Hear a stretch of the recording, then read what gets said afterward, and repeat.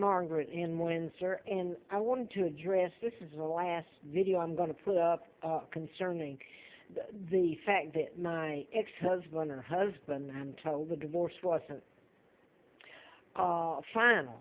I don't know. As far as I know, it was divorce. But I've put on the tape, and this is a kind of addressed to her, the new wife that helped in taking away my apartment, and I'm pretty sure she helped in the group that got together about the antifreeze being put in me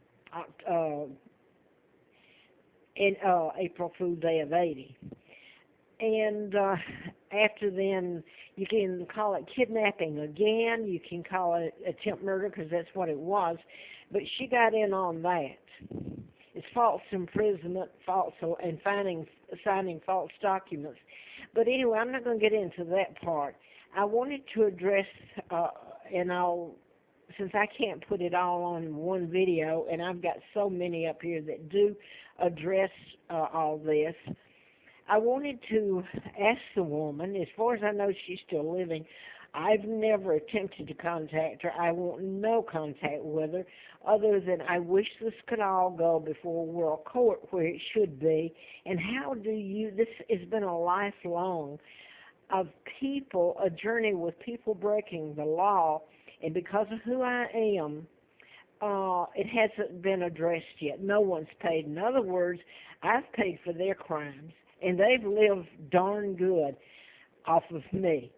So that being said, I had written a medical malpractice book. It was about Larry McDonald, U.S. Congressman, M.D. at Piedmont Hospital, about murders of Warren and Rosina Matthews, forensic pathologists there, and hypnosis was used in that in Cobb County. Gene Strokerman was shot at Hardiman's office. He was a psychiatrist at Piedmont Hospital. And I had about 10 other, and I wrote about myself, 10 other cases. And they were listed in Jonas Robicher, The Power of Psychiatry. He was head of psychiatry and law at Emory University. And he had contacted my attorney, Gene Kaiser, who was former district attorney for Atlanta. And that's how I found out about the Gene Strokerman at Hardiman. But I knew about Hardiman because somebody, his secretary knew a friend of mine, so I knew of him. Gene was blown apart in Piedmont Hospital on Christmas Eve up against a Christmas tree. I don't know who was charged, but I wrote about mind control murders, and I wanted to get to the point here without losing it, the gist of it all. When I was doing the book at Moonraker Apartments off Delk Road in Marietta, Larry Flint was shot. And I didn't know anything about Mr. Flint at all other than he owned Hustler magazine. He was shot and his attorney killed. I think there's a lot more to this than has been told either, but anyway, the person was programmed to shoot him and kill his attorney. And I felt very sad for Mr. Flint. They carried it on television constantly there in Atlanta. It's one of the first times camera had been used. And they blew him apart with a magnum. His insides were on the side of the sidewalk. Now, I want to fast forward to just before my ex-husband, John Guy Childers, who I found out later is CIA. He drove a truck back then, and he owned a company, which I'm, at this point, think my family financed, my government. They're in Fulton Industrial. But, the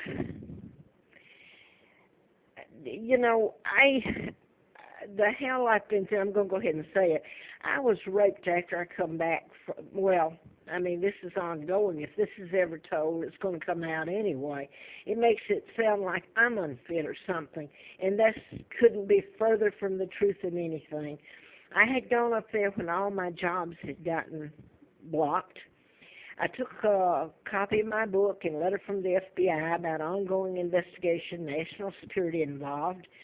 So there was no doubt about me doing the book and suing Victor Gonzalez and so on and so forth. But I got raped walking on the side of the road trying to get back. I was trying to get my apartment. My ex-husband After I'd got the letter on June the 23rd of 79 from the U.S. Attorney office, and I had been in the FBI office, and so had my ex-husband. I'll say ex-husband, all through 79 and prior to that too.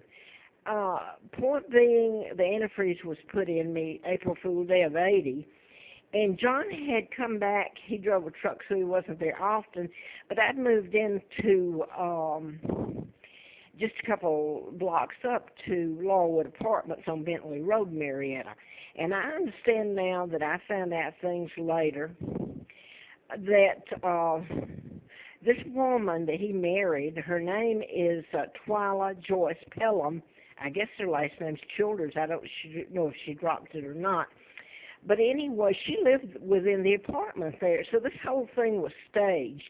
Not just the doctors I wrote about wanted me killed. I didn't know about my kidnapping real name at that time, not until I'd been flown out to Flint to replace the Dr. Congressman I wrote about, Larry McDonald, when the plane he was on, passenger plane, was shot down August the 31st of 83. And Mr. Flint, when I met him, I was out there twice in October, he told me, just as I walked into the library and met him, he says, "You don't have to tell me anything about yourself. I know all there is to know. I know they were going to send you back a vegetable." By that he meant he knew about the antifreeze put in me, and also I didn't know it until a little later, he meant back to England, a vegetable where they kidnapped me from. So now I want to go to, this woman's lived in my home. She was illegal. And this is her father, George VI, illegal. In 1939, the year I was born, was Roosevelt, who sent Joe Kennedy as ambassador to Great Britain. His sons were living at the embassy there when I was kidnapped. And if this is okay, and it has been for a lot of Americans, it's been a joke. That I was kidnapped, the monarch, and there was an addendum to my divorce, by the way, an addendum to my father's forced abdication, illegal, that made me heir to the British crown, and it is legal. So I wasn't disinherited, and they kidnapped me, and that's how they got me, and put a 99-year seal on it. I was brought to Moulton, a pigsty, and this is glossed over. In 41, this was made in 43. This is Carl, the twin. They gave me the name of a twin, and that's what I still have to use, is Peggy Ann Dempsey Childers. Now then, they even changed, which is illegal, the dates of birth on the twins. The doctor's name was misspelled. They even said he must have gotten confused when he delivered them. So anyway, this is Willis Simpson, who married a double, a look-alike. She never married my father. He was married to Claudia Ruth O'Keefe Windsor, a lovely lady, my mom, sister to George O'Keefe, an American. I had written about mind control, and this is one of them later. Next door to me here, the Fort Hood shooter is psychiatrist. He's on death row. He's a victim just like the people he shot.